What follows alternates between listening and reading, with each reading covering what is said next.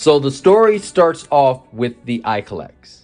The story also starts off with the Zeekers. Now the Zeekers, Zeeker. So they're kind of like a multiculturalistic planet where they got lizard type female Zeekers, the lizard type Zeekers, the skeleton type, the creature type.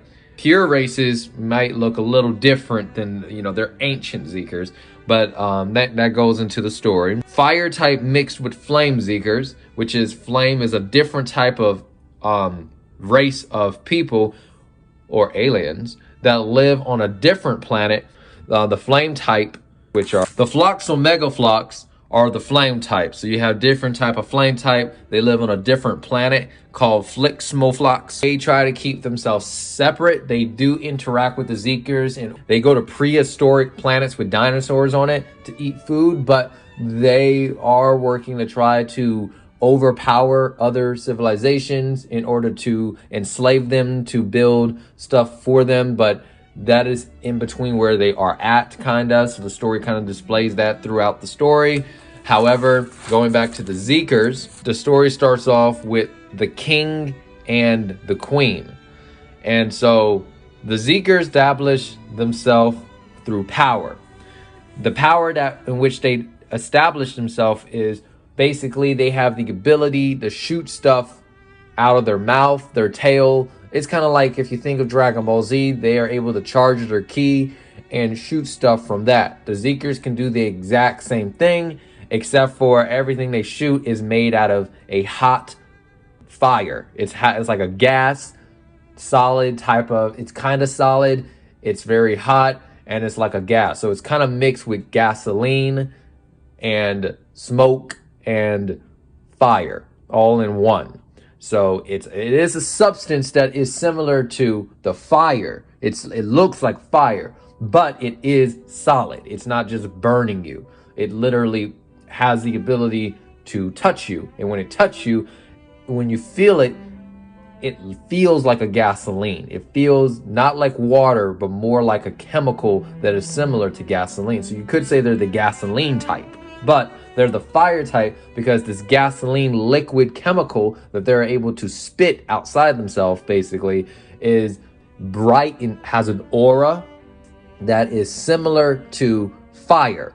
So they're known as the fire type. There are different colors of aura, which also establish different personality traits that are kind of similar to each other based off of the color of aura. And each aura has a different capacity of pressure in which the Zeekers are able to basically throw outside of their material body, if you may. So that's a little bit of the Zeekers. Their planet in the story is the biggest planet. So this is the planet Fizaru, which is the planet of the Zeekers. I know there's a little stuff right here, but bear with me. So this is a drawing that I created. This is a little crack of a black water, which means it is, because this planet created such beings, there's like some type of river that covers the whole entire planet all the way across. And basically there's one side of the planet and there's another side of the planet. Now this planet is huge, huge, huge, huge. Huge, huge. It's a very, very big planet. In reference, it could be the size of like 5 Jupiters. So it is a very, very, very big planet. Very unusual planet that is high within its power. People here are can range from incredible sizes. As long as they stay on their planet, they can reach an incredible size. The thing about it is once they leave their planet, they'll shrink into a more humanoid size because of the lack of the toxic oxygen on their planet allows them to grow enormously. But when they leave their planet, they are no longer giants. They start shrinking because they're able to survive outside their planet, but they just decrease in size. It's just how that the planet developed them as a species. Their star is called the Zocalex, which is binary neutron star. In this case, the Icolex and the Zeekers both live in the same solar system. So this planet, I know there's stuff here, but ignore it. This planet is the Icolex, the ice type, which it's kind of awkward that such a species that are kind of scary looking, they're made out of gasoline and fire, has a planet in their solar system that is the ice type. That is a planet in which carries highly complex individuals who are very powerful within their consciousness. But this shows you how powerful they are to keep themselves stabilized on their planet. It shows you the confidence and non-fearing and how much love they have for being where they are next to a planet that is kind of intimidating. So on the planet Itonex, the Icolex all pretty much look like this. Now, some of them might have X's on them, a few, but most of them look like this. The X's is an ancient symbol that the planet has utilized as the symbol of progression. So they kind of live, they have, that's their symbol, is an X. That's just the universal symbol for them. However, for the planet Fizeru, well, at least the male Zeekers look something like this. And so the male Zeekers look like this. Now this is an illustration, but this is the lizard type Zeekers, and they look like this. Lizard type Zeekers can be very intimidating because we're talking about a lizard, you know, and a very great example of illustration would be something like Spider-Man Venom, where you can see how Venom looks. You can see how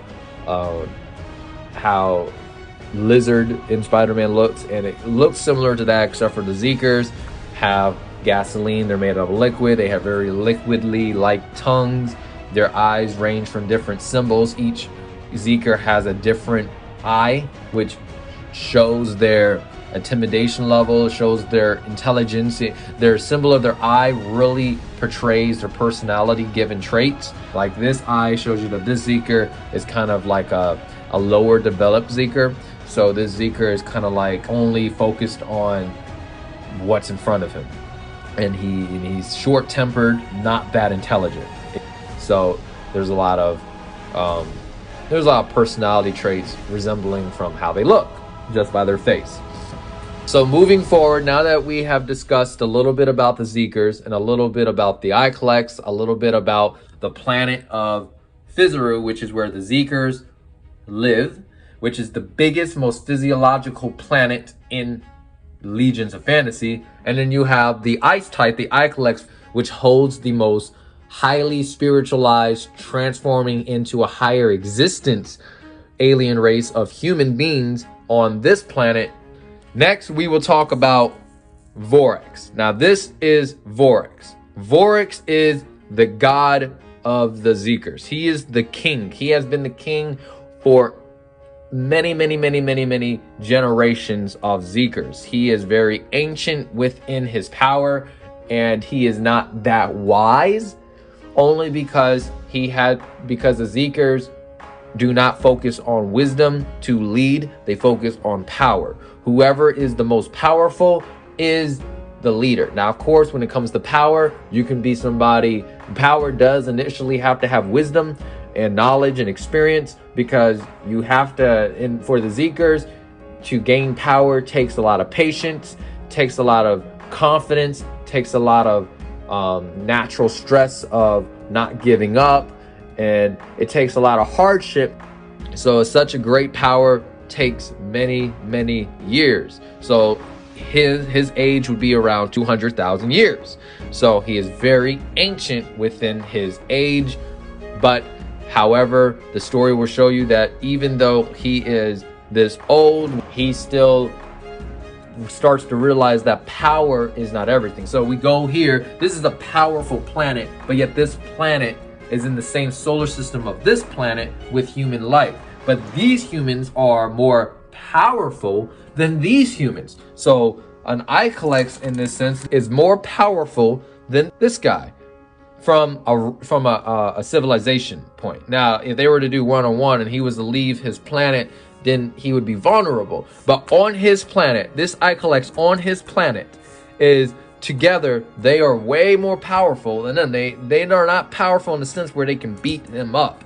Powerful in the sense where they create a force field where they cannot be touched by any other energy. So nobody can enter their planet. It's almost like when you go into the planet, it warps you in the opposite direction. There's an infinite warping zone that they carry because their consciousness can manipulate time.